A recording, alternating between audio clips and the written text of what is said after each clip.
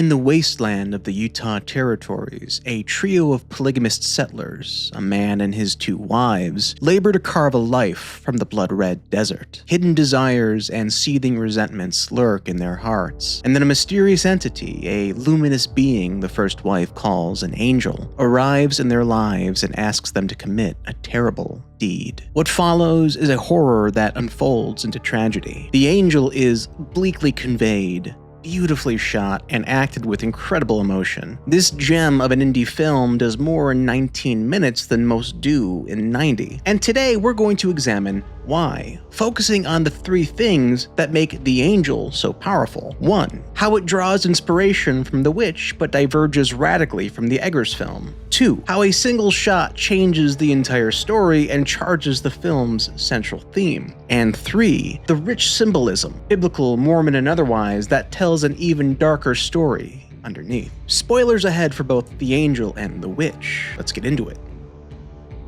Let's start with what the angel is actually doing in conversation with the witch. If you've watched horror in the last decade, you already know the shape of this film. A fundamentalist family self-isolates in a hostile wilderness. A demonic supernatural intrusion infects their lives. A woman is pushed to the edge of her faith. Eggers' film told us that the dark forces were real. Black Phillip actually spoke. Thomason signed her soul away in his book. The horror of The Witch was the horror of liberation. A young woman freed from a religious system by accepting that the devil had been there the entire time. The Angel looks like it's going to do the same thing, but it doesn't. Because The Witch is a film about a system failing, and The Angel is a film about a system working and being perpetuated by its own victims. That's the line I want you to hold onto for the rest of this video, because every other layer is going to come back around to it. The Witch ends with Thomason rising. She is lifted into the air, freed by the devil from a religious system that had already destroyed her family. It is a fall in the theological sense, but cinematically it is an ascent. It liberates. The Angel ends with a fall too. The two wives believe they have been liberated. The film knows otherwise. And the difference between what they believe and what we see is the entire argument of the film. Eggers gave us a system that failed because the devil was stronger than it. But in The Angel, the system in place to subjugate doesn't fail. The system reproduces. Hold that thought. We need a piece of Mormon scripture before we can go further. In 1843, Joseph Smith, the founder of the Mormon religion, wrote down a test. If a being appears to you and claims to be a messenger from God, you offer your hand. A real angel, what they consider a resurrected being, flesh and bone, will shake it. You will feel its body. A devil pretending to be an angel will reach for your hand, but you will feel nothing. This test is supposed to protect you. It is canonized in the Doctrine and Covenants, section 129. And in The Angel, you see this book on screen more than once. The first wife reads from it. The second wife reads from it. Both wives know the test. Both of them have access to the procedure their faith promises them for telling the holy from the demonic. And on that same shelf where that book would be placed, the filmmakers chose to place an additional one. A Study in Scarlet, the first Sherlock Holmes novel, which was published in 1887. And the second half of that novel is set in 19th century Mormon Utah. It's about a young woman forced into a polygamous marriage by Mormon settlers who give her no other option. The man who loved her spends the rest of his life hunting down the elders responsible, killing them one by one. But The Angel is set 6 years before A Study in Scarlet was first published. And that book is on that shelf for a reason. What it implies is this: that the plural marriage we watch unravel into blood and smoke in The Angel may well have begun the same way the marriage in Conan Doyle's book did, without consent, an act akin to slavery, dressed in the language of religion and revelation. Now hold both of these things in your mind. Now we're in the cave.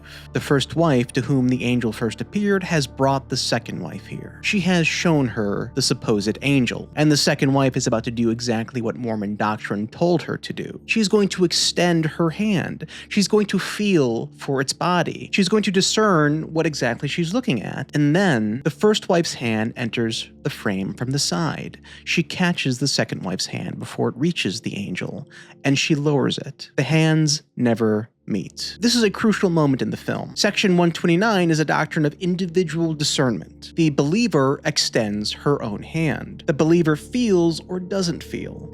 The believer knows. The test is not transferable, and the second wife was never allowed to perform it. The first wife stops her, and from this moment on, every interpretation of what is happening in this cave will belong to the first wife. That is the dark crux of the angel. You can hold a true doctrine, a sound test, a real procedure for telling the holy from the demonic, and the person standing next to you can take your hand and lower it before you ever get the chance to use it. And once they do that, they get to tell you what you saw. By stripping the second wife of her agency in this cave, the first wife has become a party to the system she's been railing against. She is not breaking the cycle, she is performing it. When the angel speaks, it tells the second wife she must murder her husband. It tells her polygamy is a man-made doctrine, a lie, an offense against heaven. And it tells her that if she refuses to carry out this oath for this crime of polygamy, a curse will fall upon her and upon the unborn child she's carrying. She doesn't push back on the command, and she doesn't ask the angel to further identify itself. She doesn't perform any other test. Her own discernment was overridden, and she did not push back.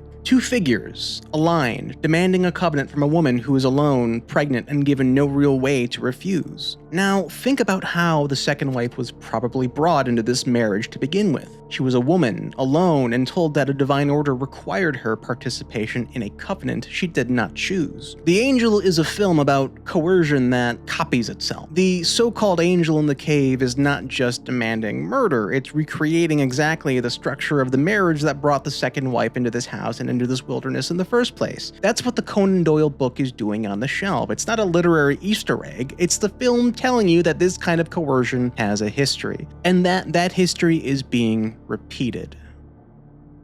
The angel is soaked in symbolism, and it does not stop at scripture. Mormon doctrine, biblical iconography, and Shakespeare are all working together to tell a darker story than the one happening on the surface. The first and second wife drug their husband with laudanum, they tie him down, and the second wife cuts his palm to draw blood. The husband wakes from the drugged haze and sees her standing over him, and he looks afraid. Then he looks to the first wife, and his eyes soften, and he says, "My love." And the second wife, who has just been told she must murder this man to save her child, learns in his last moments that he never truly loved her at all, and she stabs him in the side, ending him. Look at the staging of this. A man drugged into unconsciousness, bound with a wound in his palm and a wound in his side. Iconography of crucifixion. The film stages this murder as a sacrifice. But this is a sacrifice without redemption. Christ's crucifixion was meant to save, but the wounding and murder of the husband saves nobody. The child the second wife is sacrificing him for will not survive the night. And there's another layer here.